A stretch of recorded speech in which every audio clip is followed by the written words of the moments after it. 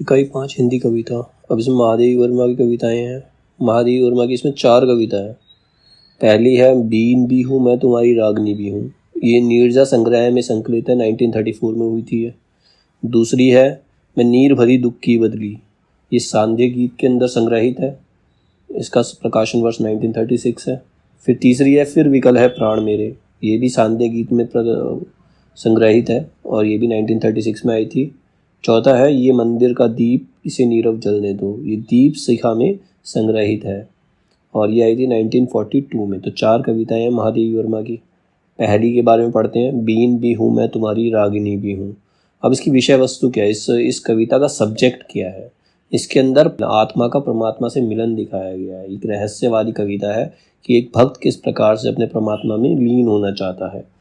इस कविता में महादेवी वर्मा जी ने आत्मा और परमात्मा के मिलन और प्रेम का वर्णन किया है। यह एक रहस्यवादी कविता है। इसके अंदर भगवान के रहस्य को बताया गया है और परमात्मा के रहस्य को बताया गया, इसीलिए रहस्यवादी कविता है।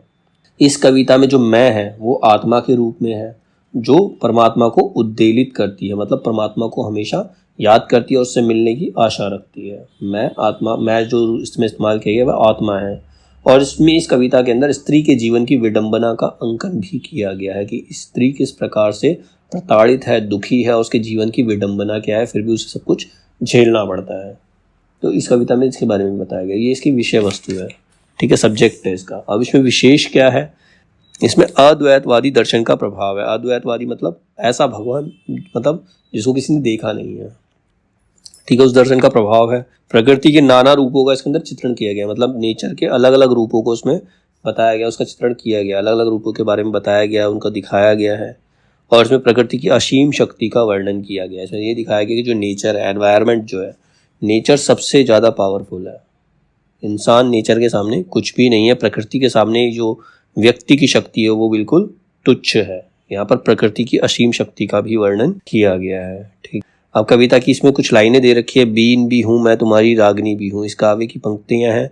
लाइन दे रखी है, प्रलय में मेरा पत्ता पद चिन्ह जीवन में, शाप हूँ जो बन गया वरदान बंधन में। प्रलय में मेरा पता पद चिन्ह जीवन में, जब प्रलय होती है, मतलब भगवान कह रहे हैं जब प्रलय होती है, जब सब कुछ नाश होता है, तो मनुष्य को भगवान के पद चिन्हों के ऊपर चलना चाहिए, वो पद चिन्ह ढूंढने चाहिए। शाप हूँ जो बन गया वरदान बंधन में, मतलब प्रलय क्या है, एक शाप है, लेकिन वो जो मनुष्य परमात्मा से मिलना चाहता है, परमात्मा को देखना चाहता है, परमात्मा की राह पकड़ना चाहता है, उसके लिए वो वरदान है, क्योंकि वो प्रकृति से बंध सकता है और प्रकृति को फॉलो कर सकता है। आग हूँ जिसे ढुलकते बिंदु हिमजल के, वो कहता है जैसे बिंदु हिमजल, मतलब बर्फ के समान परमात्मा जो है, जैसे बर्फ गिरती है वैसे ही परमात्मा अग्नि के समान है, उसके अंदर अग्नि ही अग्नि है। तो बस ये 3 लाइनें ही दे रखी है इसकी पंक्तियों की। तो ये कविता थी, बीन भी हूँ मैं तुम्हारी रागनी भी हूँ।